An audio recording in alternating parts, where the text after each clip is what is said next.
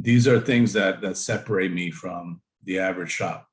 I know how to make everything, every single thing from scratch, all types of desserts, all regions of the world, from Asian to Indian to Italian. Like I do it. I can write menus like without even thinking about it. So I have all these connections, and I plan to use them. And then you touch base on, yes, I'm very proud to be born and raised in Miami and the culture, and this is my city. And I left and traveled and worked abroad and all that stuff, and done work in crazy places. I've worked in Saudi Arabia, I've worked in Kuwait, Portugal, Spain, Toronto, you name it. But where I want to be is the 305, and I don't ever want to live anywhere else. And I want to build an institution here. I want to be the local neighborhood donor shop. So with that said, I want to support local small business as much as possible. So it's not just about maybe that it's the best ingredient, but it's one of the best, and one of but something I love and I believe in. To help a local business person, I'm going to do it. But I do know all the vendors that are around, that other shops and people that are not in this industry know even exist. And I go across all the boards of what they offer, and choose the best quality and the best like variety and selection. What's seasonally. I work with local farms. So right now there's 2 local farmers that are nearby that I'm going to be working with. So we'll get fresh local fruits and vegetables from them, because believe it or not, you cook a lot in pastry world with vegetables. And we also get edible blossoms and microgreens from them. So I love using that kind of thing on my desserts. And then we're also going to get a local dulce de leche maker that is just phenomenal, and they sell it in bulk for restaurant use. So we have an amazing machine. I call it, it's like the Lamborghini or the Ferrari of coffee machines. It's beautiful. It's custom built in Italy, San Remo, and spent a lot of money to have it in there so we could have the right equipment. It has special, internally built metal that it uses. Even like it's so heavy duty. When you see this thing in person, it's unbelievable. I love it. It's beautiful. It's the first thing you see when you walk into the door, and it's so precise. I mean, it measures everything. We're going to measure everything. We're going to have a coffee grinder where we grind the espresso beans to order. They're going to get scaled by a super exact gram scale that measures exactly per the shot that we pour. The water is going to be made sure it's calibrated every morning to put out the exact amount of water per shot. I mean, this is the things that we do in my shop. We build a technique, and also it's a 4th generation coffee grower from Guatemala.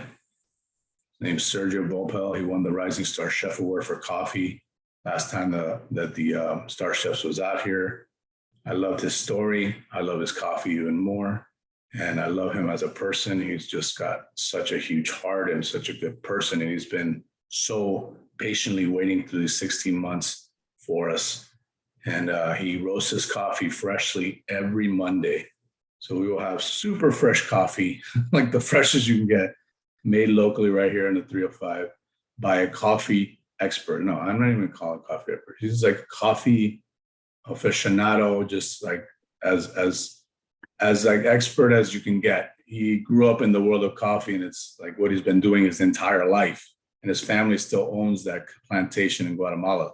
So he knows the farmers and the people he gets it from, are farms that he's been to in different parts of the world. And we will only get coffee that is in season, because coffee is very similar to wine and beans, and they come from, and chocolate, they all come from different parts of the world depending on what's in season. And we'll have coffee from Ethiopia one month, and we'll have one from Colombia another month. It's going to be awesome, but it's going to fit a certain profile with the drip, because that's like a blend and you want it to be the same, but the espresso is going to change up. But everything I've had of his are so amazing. It's like you can taste the flavors of orange zest in one and the earthiness in another one. And it's just like another level. It's gourmet coffee, but I do want to keep this in one of my promises at Maxed Out.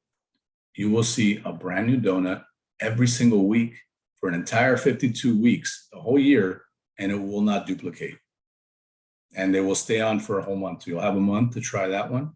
And then the following week, there'll be another one on that stays on for a month. And then there'll be 4 that change like that 4 categories. We're going to have a vegan donut that is out of this world. I am predicting now that I think it's going to be known for the best vegan donut, the best vegan raised brioche donut style. Because, you can make a vegan cake that's pretty easy.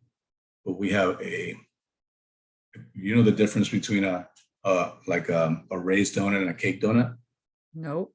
Right. So the soft, fluffy ones that you see like in a donuts or a salty donut, those are made with yeast. And yeast is there's 3 types of leaveners. There's a biological natural leavener like yeast is, and then there's a chemical leavener, so that's cake.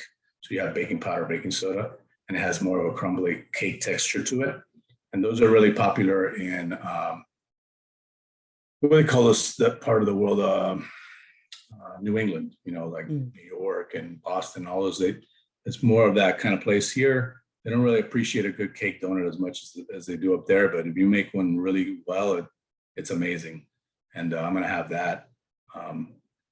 And I'm also going to have a French cruller, which you can't find that like homemade in any donut shop here now. And so my vegan raised brioche donut is going to be, I'm telling you now, I think it's going to be more popular than my regular brioche dough, which is, I think, the best as well. But just because the fact that there's nothing out that's as good as this, I'm telling you, like I've been everywhere and tasted every donut shop's place that are really good in most of the big cities and most of the big states in the country. And I think it's the best vegan brioche donut I've ever tasted. So I have a big following because it's important to me. And it's a really tight niche. When you make good vegan, gluten-free products, people will come out looking for you. And if it's something good, they'll tell their friends, and all of them come. So people literally come to our cookie shop because we always have at least 3 vegan and gluten-free on the menu, and just looking for those. And honestly, like most of the people order it for months before they even find out that it's vegan. Because if you tell them right away, they'll think it's something like a stigma. Oh no, that means it's healthy and it's not going to taste good. And it's not true. Right. First of all,